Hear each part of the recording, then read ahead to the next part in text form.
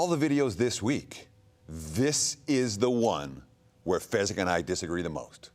Teddy covers Steve Fezzik here on pregame.tv. And Fez, we need to talk about if the markets overreacted to the Game 4 Cavaliers blowout when they destroyed Atlanta. Now, Golden State won and covered Game 4 or Game 5 at home as well, but it was Cleveland putting their foot down on Atlanta, and you think the markets have overreacted to that? Yeah, the line, I talked about Golden State being cheap, -7. The look-ahead line on this game, now it's -5.5 to -6. We moved a 1.5 because the Cavs kicked ass and won by 30. And, of course, Klay Thompson took a knee to the head, and Iguodala got hurt as well. So that had something to do with it. But those guys are going to be fine. Overreaction. Well, let me ask you this. When there's one or two sports books that has posted a number, a look-ahead number, because that's all we're talking about. The look-ahead line was what?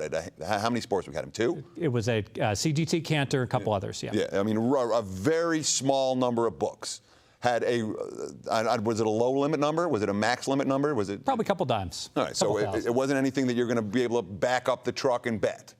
A couple of sports books come out and say, okay, here's what the number is going to be if the series starts today.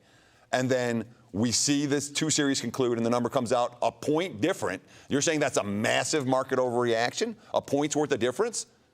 Yes, because there shouldn't have been any reaction. Because some books had an opinion and said, okay, my opinion is that this number should come out at 7. And then the market says, no, it should be more like 6.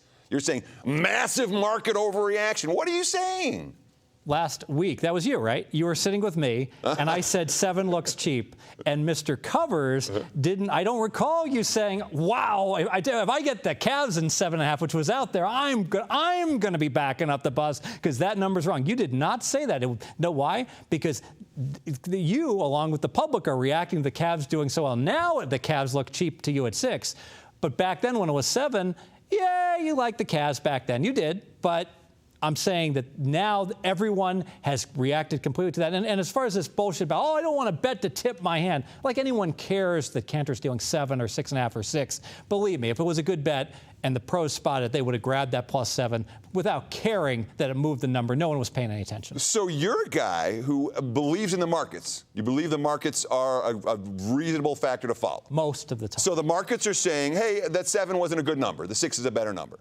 Yes. Why you change it on this one? Because the markets are reacting to short-term news. Why do you think the markets are reacting to the one game? They're not. These two teams have played all season. The markets reacted to the Klay Thompson injury. They reacted to the Andre Iguodala injury. They reacted to the fact that they're fine. And the markets are going to react the way I see it. And by the way, I am 162 and 111 year-to-date in the NBA. And believe me, the money's going to come on Golden State, and this thing's going to close the 5.5 and 6 are going to be gone. It's going to close 6.5 because the sharps, all the squares are going to be betting the $10 on +6, but it will be dwarfed by the 10 dime bets that the sharps are going to be making, laying 6 on this game. Fez says the markets have overreacted. I say not so much. Right here on pregame.tv.